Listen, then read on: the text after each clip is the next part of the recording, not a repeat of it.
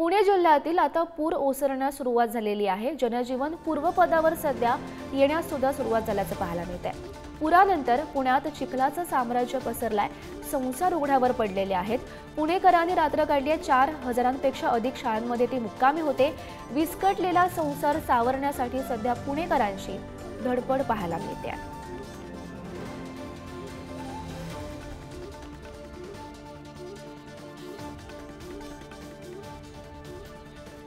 तर आपण सध्या हे दृश्य पाहतोय। पुणे जिल्ह्यातील हे दृश्य आहे। कालपासूनच खरं तर पूरसदृश परिस्थिती पुणे जिल्ह्यात निर्माण झालेली होती। अनेक नागरिकांना त्याचा फटका बसला आणि सध्या पूर ओसरण्यास सुरुवात झाल्याचं पाहायला मिळतंय। जे जनजीवन आहे ते पूर्वपदावर सध्या येत आहे, मात्र नागरिकांना यांचा फटका बसलेला आहे। अनेकांचे संसार उघड्यावर पडल्याचं पाहायला मिळतंय।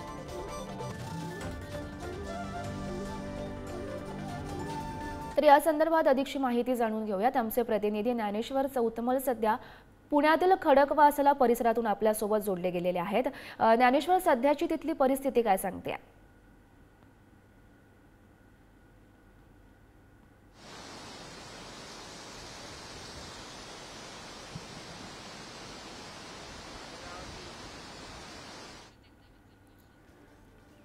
ज्ञानेश्वर, माझा आवाज तुमच्यापर्यंत पोहोचतोय?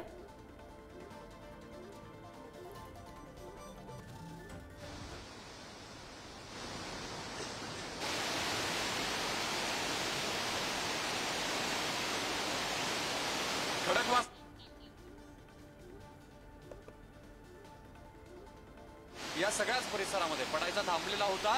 काल 12च्या सुमारास जो विसर्ग आहे खडकवासला धरणातला तो 31,000 इतका होता। त्यानंतर तो 20,000वर आणला गेला आणि आता खडकवासला धरणातून जो पाण्याचा विसर्ग सुरू आहे तो जवळपास 13,000 क्युसेक इतका विसर्ग सुरू असल्याचं आपल्याला पाहायला मिळतंय।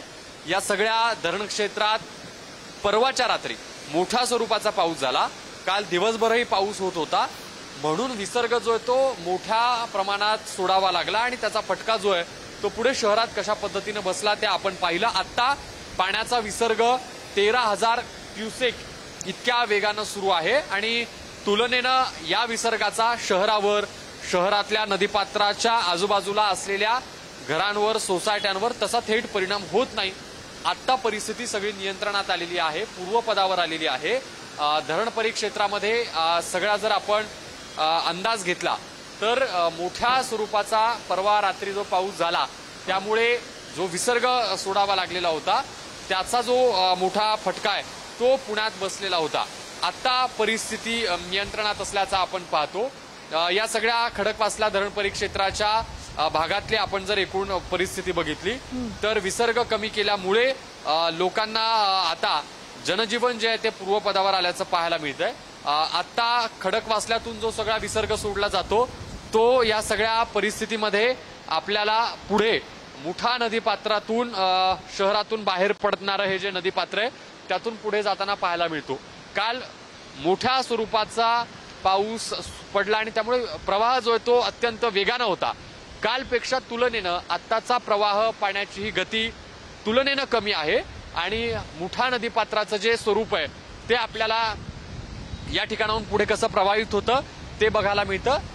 एकूण कालच्या सगळ्या परिस्थितीचा अंदाज घेतला तर आता परिस्थिती नियंत्रणात। माझ्या उजव्या बाजूला आपण पर्यटकांची जी गर्दी आहे ती पाहतोय। अगदी सकाळपासून जे लोक आहेत ते खडकवासल्याच्या या सगळ्या भागात फोटो काढण्यासाठी, व्हिडिओ काढण्यासाठी, काही जण मॉर्निंग वॉक करण्यासाठी, व्यायामाच्या निमित्तानं काही लोक जे आहेत ते बाहेर पडल्याचं बघायला मिळतंय आणि लोकांना आवाहन केलं जात आहे की घराबाहेर पडू नका, गरज असेल तरच घराबाहेर पडा। शाळांना देखील सुट्ट्या देण्यात आलेल्या आहेत, मात्र तरी देखील धरण परिक्षेत्रात लोकांची ही जी काही गर्दी आहे, अगदी सकाळपासून लोक जे काही रस्त्यावर उतरलेले आहेत, अगदी धरणाच्या जवळ येण्याचा जो लोकांचा काही प्रयत्न आहे तो मात्र काही या ठिकाणी थांबताना दिसत नाही। खरं म्हणजे पोलिसांकडून देखील आवाहन केलं जात आहे। पोलिसांकडून सातत्यानं या ठिकाणी गस्त घातली जाते।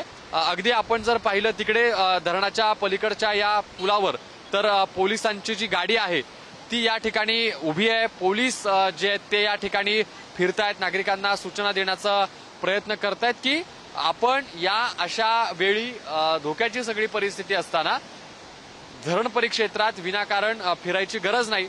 मात्र पोलिसांचं देखील नागरिक जे आहेत ते काही ऐकायला तयार नाहीत.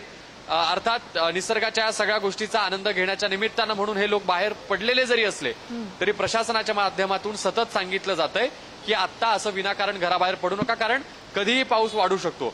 सध्या ऑरेंज अलर्ट जो आहे तो या सगळ्या भागात देण्यात आलेला आहे आणि म्हणून ज्या वेगवेगळ्या आपण यंत्रणा पाहतो त्या सतर्क झालेल्या आहेत. आपण या सगळ्या लोकांच्या ज्या जर बाहेर येण्याच्या ज्या गोष्टी पाहिल्या तर पोलिसांची जी गस्त आहे ती या ठिकाणी सुरू जरी असली तरी लोक मात्र त्यांचं ऐकायला तयार नाहीत. लोक सातत्यानं त्यांना पोलीस सातत्यानं खरं म्हणजे आवाहन करण्याचा प्रयत्न करतायत, पण या लोकांना नेमकं कोण समजावणार असाच प्रश्न या निमित्तानं उभा टाकतोय. आपण पुन्हा एकदा जर धरण क्षेत्राचा हा सगळा बघितला दृश्यांचा हा सगळा नजारा तर आपल्या लक्षात येईल की पाणी किती मोठ्या स्वरूपानं पुढे जात आहे. खरं म्हणजे या सगळ्या धरण क्षेत्रातून सध्या जो पाण्याचा विसर्ग आहे तो 13,000 क्युसेक इतक्या स्वरूपाचा आहे. काल 40,000 क्युसेक इतकं पाणी जे आहे ते या धरण क्षेत्रातून सोडलं जात होतं आणि त्याचा जो फटका आहे तो नागरिकांना सहन करावा लागलेला होता. आता आपण जर बघितलं असेल तर मोठ्या स्वरूपात लोकांची गर्दी या ठिकाणी आपल्याला बघायला मिळते. अगदी सकाळपासून व्यायामाच्या निमित्तानं जे लोक आहेत ते या सगळ्या धरण परिसरामध्ये गर्दी करताना आपण पाहतो. पुढारी टीव्हीच्या माध्यमातून आपलं हेच आवाहन असणार आहे की विनाकारण गर्दी करण्याचं काही कारण नाही, घराबाहेर पडण्याचं काही कारण नाही. खरं म्हणजे घरात बसलं पाहिजे. आता ऑरेंज अलर्ट देण्यात आलेला आहे आणि असा ऑरेंज अलर्ट दिलेला असताना लोकांनी घराबाहेर न पडता अशा धोक्याच्या ठिकाणी न येता सुरक्षित ठिकाणी थांबलं पाहिजे. आपल्या स्वतःच्या जीवाची काळजी घेतली पाहिजे. हो, नक्कीच ज्ञानेश्वर, धन्यवाद दिलेल्या या माहितीसाठी.